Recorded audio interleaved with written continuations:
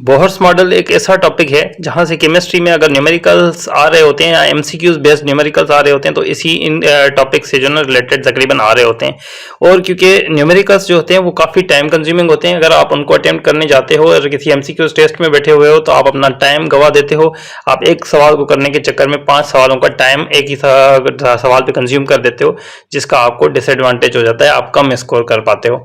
तो अब इन किस्म के सवाल आ जाएं तो फिर आप उनको छोड़ भी नहीं सकते, क्योंकि वो भी एक इम्पोर्टेंट आपका मार्क काउंट होगा।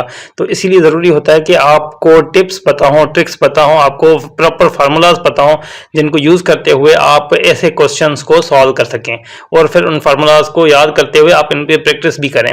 तो अभी हम बोहर्स मॉडल से रिलेटेड जो भी एमसीक्यूज आ सकते हैं या न्यूमेरिकल बेस्ड एमसीक्यूज आ सकते हैं उनको अटेम्प्ट करने की कोशिश करें। आज हम एक और न्यूमेरिकल को अटेम्प्ट करने जा रहे हैं इस वीडियो में, तो आपने जुड़े रहना है और देखना है कि किस तरह से हम ट्रिक्स को यूज करते हुए, सिंपल फार्मूलाज को यूज करते हुए ऐसे क्वेश्चंस को अटेम्प्ट करके और उनको भी अपने जो ना मार्क्स में काउंट करवा सकते हैं किसी भी एमसीक्यूज के टेस्ट में। तो हमारे पास सवाल है कि एक इलेक्ट्रॉन है जो कि जंप कर रहा है शेल नंबर 5 से शेल नंबर 2 की तरफ। तो अब बताएं, जब ये शेल नंबर 5 से शेल नंबर 2 की तरफ आएगा तो ये एनर्जी रिलीज करेगा, फोटोन रिलीज करेगा in the form of energy जो है in the form of photon release करेगा। अब जो फोटोन रिलीज होगा या जो एनर्जी रिलीज होगी, बताइए कि वो एनर्जी कितनी रिलीज हुई। ये एक न्यूमेरिकल है, इस तरह के आपको एमसीक्यूज भी आ सकते हैं, ठीक है। तो अब ऐसा सवाल जब आ जाए तो आपने उसके लिए क्या करना है, कौन सा फार्मूला है आखिर के ऐसे क्वेश्चंस को आप इजीली सॉल्व कर सके। आपको 5 से 2 तक ऑर्बिट्स, 5 ऑर्बिट से 2 ऑर्बिट को इधर पूछा गया है, पर कोई भी ऑर्बिट पूछा जा सकता है। अगर आपको वो फार्मूला पता हो तो आप इजीली कोई भी किसी भी सवाल, इस सवाल को किसी भी एंगल से पूछा जाए आप आंसर कर सकते हो। तो इसका जो है एक सिंपल सा फार्मूला है जिसको हम इस वीडियो के एंड पे डिस्कस करेंगे, और उसको जो है यूज करते हुए इसको मैं आपको सॉल्व करके भी दिखाऊंगा क्वेश्चन को। बट उससे पहले जो लोग इंटरेस्टेड हैं सिर्फ इस सिंपल फार्मूला को जानने के लिए, वो स्किप करके वीडियो का एंड देख सकते हैं। अगर नहीं तो फिर जरा जुड़े रहिएगा और हम जरा लगे हाथ इसकी डेरिवेशन भी कर देते हैं इस फार्मूला की, कि ये फार्मूला आखिर बनेगा कैसे। चलिए डेरिवेशन की तरफ मूव करते हैं। तो हमें क्वेश्चन बेसिकली ये पूछा जा रहा है कि एक एटम है, एक एटम है, हाइड्रोजन एटम आप कंसीडर कर लो या कोई भी एटम कंसीडर कर लो। उसके ये 5 शेल्स डिस्कस किए गए हैं और कहा गया है कि जो 5वां नंबर शेल है उसमें इलेक्ट्रॉन मौजूद है, और इधर से वो जंप करके कहाँ पे आ रहा है, वो इधर आ रहा है शेल नंबर 2 में। शेल नंबर 2 में ये आया है। तो अब हमसे पूछा जा रहा है कि जब ये शेल नंबर 2 में आया है तो इसने फोटोन रिलीज किया है, एनर्जी रिलीज की है। अब हमें बताएं कि ये एनर्जी कितनी रिलीज हुई है, ठीक है। तो अगर इधर मौजूद हो इलेक्ट्रॉन या इधर मौजूद हो, तो हर शेल में जब इलेक्ट्रॉन मौजूद होता है तो उसकी एक मखसूस एनर्जी होती है, energy of an electron in an orbit. ये हम ऑलरेडी प्रीवियस वीडियोस में डिस्कस कर चुके हैं। जिनने वीडियोस नहीं देखी हुई तो वो चैनल के डिस्क्रिप्शन में जाके और इसकी जो है ना वीडियोस देख सकते हैं, ठीक है। तो अब हमारा जैसे न्यूक्लियस से हम दूर होते हैं तो एनर्जी ज़्यादा होती है शेल की। तो जिस शेल की एनर्जी ज़्यादा होगी उसकी एनर्जी, उसमें अगर इलेक्ट्रॉन मौजूद होगा तो उस इलेक्ट्रॉन की एनर्जी को हम कहेंगे E2। ज़्यादा एनर्जी को E2 कहेंगे, कम एनर्जी वाले शेल को हम E1 कहेंगे। तो हमारा इलेक्ट्रॉन जो है E2 में, जब 5 शेल में मौजूद है तो उसकी एनर्जी E2 है। जब हमारा शेल 1 में आएगा तो उसकी एनर्जी E1 बन जाएगी, ठीक है।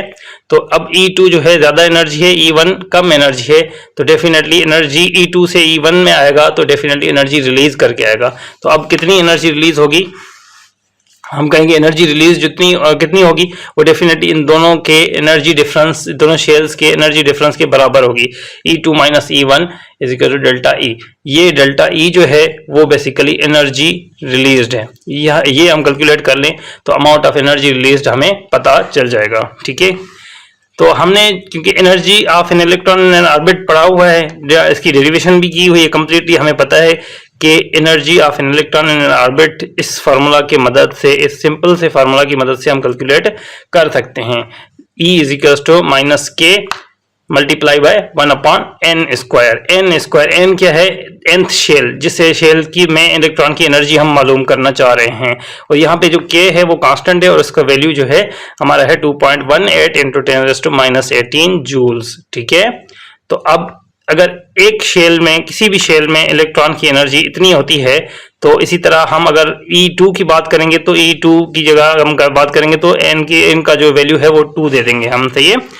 इसी तरह हम डेल्टा ई के अभी इसी फार्मूला को यूज करते हुए डेल्टा ई का वाला सेम फार्मूला अभी हम दोबारा अप्लाई करते हैं, तो हम E2 जो है ज्यादा एनर्जी वाला जो शेल है उसकी जगह हम उसका वैल्यू रख सकते हैं। E2 का ये वाला इस इक्वेशन को यूज करते हुए वैल्यू रख सकते हैं कि k माइनस के multiply bye 1/n2 square, E2 तो n2 स्क्वायर, सही है।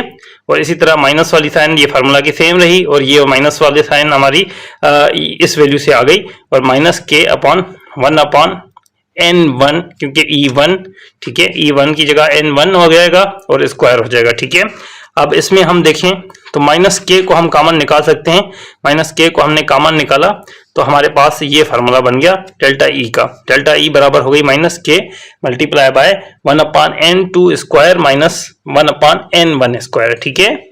तो इस फार्मूला को यूज करते हुए हम इजीली मालूम कर सकते हैं कि कभी भी इलेक्ट्रॉन अगर एक शेल से दूसरे शेल में जंप करे तो किस तरह से एनर्जी कितनी रिलीज होगी, ये इस फार्मूला को यूज करते हुए हम कर सकते हैं। तो अभी इसी फार्मूला को यूज करते हुए हम ट्राई करते हैं जो क्वेश्चन हमने शुरू में डिस्कस किया उसको सॉल्व करने की। क्वेश्चन में हमें जो ज्यादा एनर्जी वाला शेल था उसको हम N2 कहेंगे, जो ज्यादा एनर्जी वाला शेल था वो शेल नंबर 5 क्वेश्चन में हमें दिया गया है, और जो कम एनर्जी वाला शेल है जिसमें वो जंप करेगा ज्यादा एनर्जी वाली शेल से कम एनर्जी वाली शेल की तरफ आएगा उसको हम N1 कहेंगे, और N1 जो है हमारा 2 के बराबर है, ठीक है। ये हमें याद रखना है कि ज्यादा शेल जो होगा, ज्यादा एनर्जी वाला शेल, उसको N2 कहेंगे और उसकी एनर्जी को E2 कहेंगे, और जो हमारा कम एनर्जी वाला शेल होगा उसकी एनर्जी को E1 कहेंगे और उसके शेल नंबर को N1 कहेंगे। N1 जो है 2 के बराबर है, N2 हमारा 5 के बराबर है। ये हमें क्वेश्चन से डेटा मिला हुआ है और ये हमें फार्मूला ड्राइवन था डेल्टा ई का, और डेल्टा ई में जो है N2 की वैल्यू जो है हमारी 5 है, उसको स्क्वायर हमने निकाल दिया, N1 की वैल्यू 2 है उसका भी स्क्वायर निकाल दिया, और यहाँ पे हमने k का वैल्यू भी पुट कर दिया, ठीक है। अब हमारे पास सिंपल सी कैलकुलेशन आ जाती है, कैलकुलेशन करने के बाद हमारे पास ये जवाब आ जाता है, और देखें जवाब जो है वो माइनस में आ रहा है। माइनस में एनर्जी डेल्टा ई का जवाब आने का मतलब है कि एनर्जी हैज बीन रिलीज्ड, ठीक है।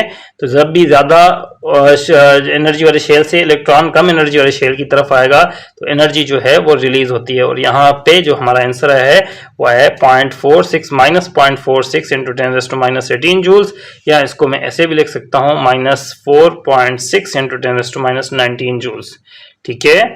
तो हमें सिंपल से इस फार्मूला को यूज करते हुए हम इस किस्म के क्वेश्चंस को हल कर सकते हैं। के की वैल्यू हमें कांस्टेंट होती है, एन और N1 और N2 जो है वो हमें क्वेश्चन में ही गिवन होते हैं, तो हम बिल्कुल जो है फिंगर टिप्स पे इसको फार्मूला को याद करते हुए आराम से हम जो है ना राइट आंसर को क्लिक कर सकते हैं, टिक कर सकते हैं, ठीक है, और हम अपनी मार्क्स सिक्योर कर सकते हैं। और कोई क्वेश्चन हो तो आप हमें कमेंट्स में बताइएगा। Thank you so much.